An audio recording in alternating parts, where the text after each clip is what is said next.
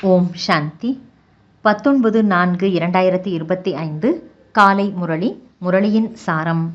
பாபா சொல்றார், இனிமையான குழந்தைகளே, எல்லையற்ற தந்தையிடம் நேர்மையாக இருந்தீர்கள் என்றால் முழுமையான சக்தி கிடைக்கும்.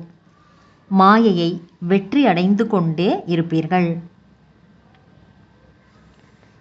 கேள்வி: பாபாவிடம் எந்த ஒரு முக்கியமான அதிகாரம் இருக்கிறது? அதன் அடையாளம் என்ன? பதில்: பாபாவிடம் முக்கியமாக ஞானத்தின் அத்தாரிட்டி, ஞானத்தின் அதிகாரம் இருக்கிறது. பாபா ஞானக்கடலாக இருக்கின்றார் என்பதால் தான் குழந்தைகளாகிய உங்களுக்கு படிப்பை கற்றுத் தருகின்றார். தனக்கு சமமாக ஞானக்கடலாக மாற்றுகின்றார். உங்களிடம் படிப்பினுடைய குறிக்கோள் இருக்கிறது. நீங்கள் இந்த படிப்பின் மூலம்தான் உயர்ந்த பதவியை அடைகிறீர்கள். பாடல்: உலகம் மாறினாலும் நாங்கள் மாறமாட்டோம். ஓம் சாந்தி. பக்தர்கள் பகவானுடைய மகிமையை செய்கிறார்கள். ஆனால் நீங்கள் பக்தர்கள் அல்ல. நீங்கள் அந்த பகவானுடைய குழந்தைகளாக ஆகிவிட்டீர்கள். அதுவும் நேர்மையான குழந்தைகளாக இருக்க வேண்டும்.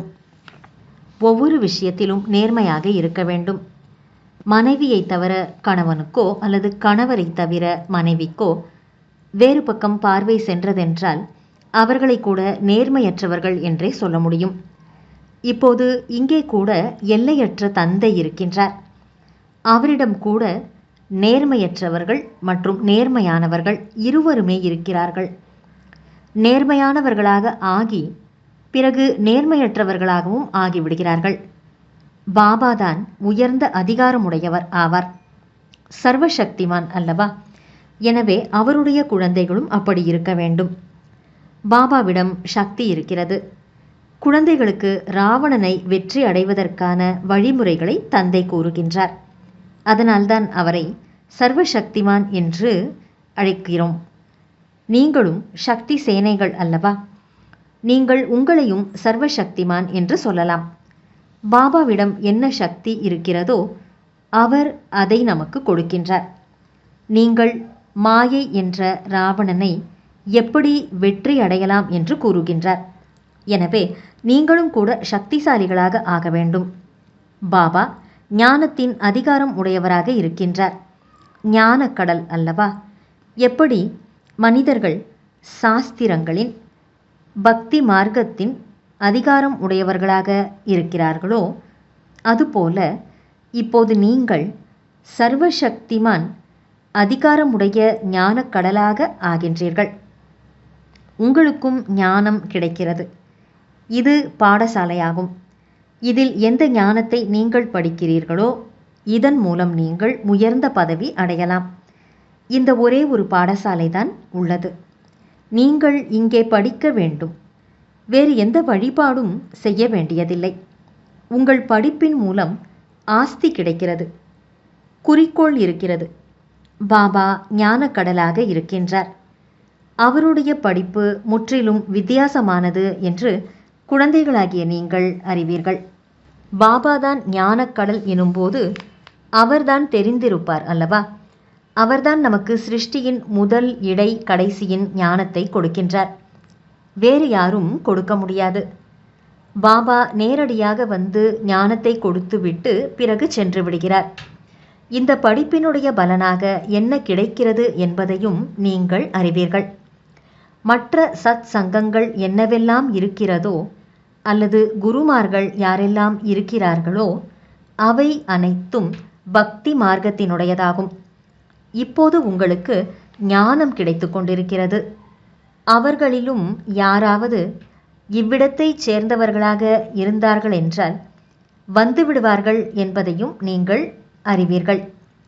குழந்தைகளாகிய நீங்கள் சேவைக்கான விதவிதமான யுக்திகளை உருவாக்க வேண்டும். தங்களுடைய அனுபவத்தை சொல்லி அநேகருடைய பாக்கியத்தை உருவாக்க வேண்டும். சேவாதாரி குழந்தைகளாகிய உங்களுடைய மனநிலை மிகவும் பயமற்றதாகவும் நிலையானதாகவும் மற்றும் யோகம் நிறைந்ததாகவும் இருக்க வேண்டும். யோகத்தில் இருந்து சேவை செய்தீர்கள் என்றால் வெற்றி கிடைக்கும். குழந்தைகளே, நீங்கள் தங்களை முழுமையாக பாதுகாத்து கொள்ள வேண்டும். ஒருபோதும் ஆவேசம் போன்றவை வரக்கூடாது. யோகம் நிறைந்த தன்மையில் உறுதியாக இருக்க வேண்டும். உண்மையில் நீங்கள் அனைவரும் வானப்பிரஸ்திகள் ஆவீர்கள். சப்தத்தை கடந்த நிலையில் இருக்கக்கூடியவர்கள். வானப்பிரஸ்திகள் என்றால் சப்தத்தை கடந்த வீடு மற்றும் பாபாவை நினைக்கக்கூடியவர்கள். இதை தவிர வேறு எந்த ஆசையும் இல்லை. நல்லது. தாரணைக்கான முக்கியமான சாரம். 1. அன்ன ஆகாரங்களின் மீதுள்ள மோசமான விருப்பங்களை விட்டுவிட்டு ஆத்ம அபிமானியாக ஆகி சேவை செய்ய வேண்டும். நினைவின் மூலம் சக்தி அடைந்து பயமற்ற மற்றும் ஆடாத நிலையை உருவாக்க வேண்டும். 2. யார் படிப்பில் கூர்மையாக புத்திசாலிகளாக இருக்கிறார்களோ அவர்களுக்கு மதிப்பு வைக்க வேண்டும். யார் அலைந்து கொண்டிருக்கிறார்களோ அவர்களுக்கு வழியை சொல்ல யுக்திகளை உருவாக்க வேண்டும். அனைவருக்கும் நன்மை செய்ய வேண்டும். வரதானம். தன்னுடைய மகத்துவம் மற்றும் கடமையை அறிந்திருக்கக்கூடிய சதா ஒளி வீசும் சுடர் ஆகுக. விளக்கம். குழந்தைகளாகிய நீங்கள் உலகத்தின் ஒளி ஆவீர்கள். உங்களுடைய மாற்றத்தினால் உலகத்தின் மாற்றம் ஏற்பட வேண்டும்.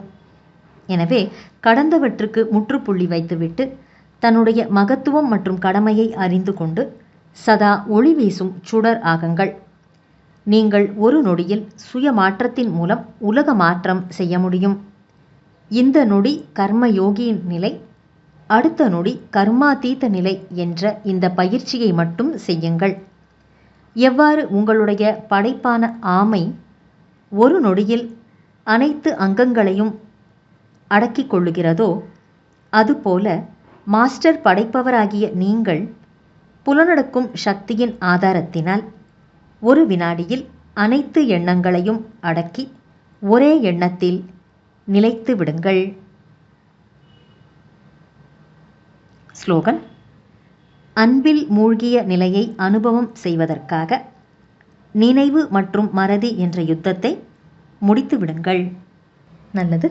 இனிமையிலும் இனிமையான வெகு காலம் கழித்து காணாமல் போய் மீண்டும் தேடி கண்டெடுக்கப்பட்டுள்ள செல்லமான குழந்தைகளுக்கு தாயும் தந்தையுமான பாப்தாதாவின் அன்பான நினைவுகள் மற்றும் காலை வணக்கம். ஆன்மீக குழந்தைகளுக்கு ஆன்மீக தந்தையின் நமஸ்காரம். ஆன்மீக தந்தைக்கு ஆன்மீக குழந்தைகளின் நமஸ்காரம். மாதேஸ்வரி அவர்களின் இனிமையான மகா வாக்கியம். அரைக்கல்பம் பிரம்மாவின் பகல், அரைக்கல்பம் பிரம்மாவின் இரவு. இப்பொழுது பரமாத்மா வந்து இருளை முடித்து ஒளியை ஆரம்பித்து வைக்கின்றார். ஞானத்தினால் வெளிச்சம் ஏற்படுகிறது, பக்தியினால் இருள் ஏற்படுகிறது. இந்த பாவங்களின் உலகத்திலிருந்து எங்காவது எங்களை தூரமாக அழைத்துச் செல்லுங்கள். இந்த நிம்மதியில்லாத உலகத்திலிருந்து மனம் அமைதி பெறும் உலகத்திற்கு அழைத்துச் செல்லுங்கள் என்று பாடலையும் பாடுகிறார்கள். முக்தியில் அமைதி, அமைதியற்ற நிலை என்று எதுவும் இல்லை. சத்யுகம், திரேதாயுகம் என்பது அமைதியான உலகம். அந்த சுகதாமத்தை அனைவரும் நினைக்கிறார்கள். எனவே இப்பொழுது நீங்கள் அமைதியான உலகத்திற்கு சென்று கொண்டிருக்கிறீர்கள். அங்கு எந்த ஒரு தூய்மையற்ற ஆத்மாவும் போக முடியாது. அவர்கள் கடைசியில் தர்மராஜரிடம் தண்டனைகளை பெற்று பந்தனத்திலிருந்து விடுபட்டு தூய்மையான சமஸ்காரங்களை எடுத்துச் செல்லுவார்கள். ஏனெனில் அங்கு தீய பழக்க வழக்கங்கள் எதுவும் இருப்பதில்லை, பாவமும் ஏற்படாது. ஆத்மா தனது உண்மையான தந்தையை மறந்துவிடும் பொழுது இந்த கண்ணாமூச்சி அனாதியான விளையாட்டு வெற்றி தோல்வியின் விளையாட்டாக அமைக்கப்பட்டுள்ளது. எனவே நாம் இந்த சர்வசக்திமான் பரமாத்மாவின் மூலம் சக்திகளை பெற்று விகாரங்களின் மீது வெற்றியை அடைந்து 21 பிறவிகளுக்கு ராஜ்ய பாக்கியத்தை பெற்றுக்கொண்டிருக்கின்றோம். நல்லது. அவ்யக்த சமிக்ஞை. இணைந்த ரூபத்தின் நினைவின் மூலம் சதா வெற்றி பெறுபவர் ஆகுங்கள். ஆத்மாவாகிய என்னை இயக்குபவர் அந்த பரமாத்மா ஆவார். செய்ய வைப்பவர் என்பதன் ஆதாரத்தில் நான் நிமித்தமாகி செய்பவன் ஆவேன். நான் செய்பவன், அவர் செய்ய வைப்பவர். அவர் இயக்கிக் கொண்டிருக்கின்றார். நான் ஆத்மா இயங்கிக் கொண்டிருக்கின்றேன். ஒவ்வொரு வழிகாட்டுதலின்படி நடப்பதில் ஆத்மாவாகிய எனக்காக எண்ணம், சொல், செயலில் சதா இறைவன் ஆஜராகியிருக்கின்றார். ஆகையால் இறைவனுக்கு முன்னால் சதா ஆத்மாவாகிய நானும் ஆஜராகியிருக்கின்றேன். சதா இந்த இணைந்த ரூபத்தில் இருங்கள். நல்லது. ஓம் சாந்தி.